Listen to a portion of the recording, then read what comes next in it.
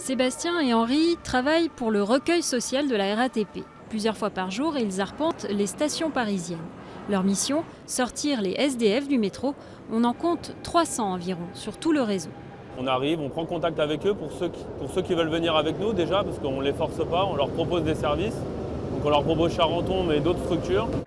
Direction ensuite le bus du recueil social. Aujourd'hui, ils sont une trentaine à rejoindre le centre d'accueil de jour de Charenton-le-Pont à 5 petits kilomètres. Un local exclusivement réservé aux sans-abri du métro. Vous avez la douche, ils vous donnent des freins, on peut jouer à la belote, on regarde la télé, ils donnent à manger. C'est le meilleur, c'est les autres. Un petit café, on regarde la télé et quoi, boum, c'est tout. Le centre est ouvert de 7h à 22h en semaine et de 9 à 19h le week-end. Des horaires bien plus larges que les autres structures parisiennes. Ma maison! Propriété de la RATP, cette maison a été inaugurée il y a 18 mois en partenariat avec Emmaüs Solidarité. Une vingtaine de salariés y travaillent, animateurs, assistants sociaux, mais aussi psychologues, médecins, infirmiers, spécialistes de l'addictologie.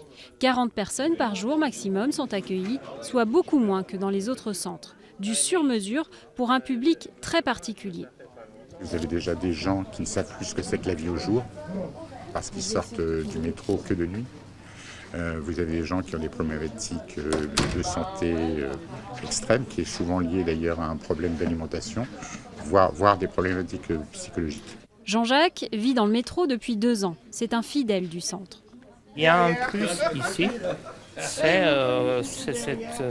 c'est cette chaleur humaine qu'il y a encore une fois entre les gens. C'est qu'on n'est pas surveillé et tout ça, voilà, comme si on était des délinquants ou je sais pas quoi.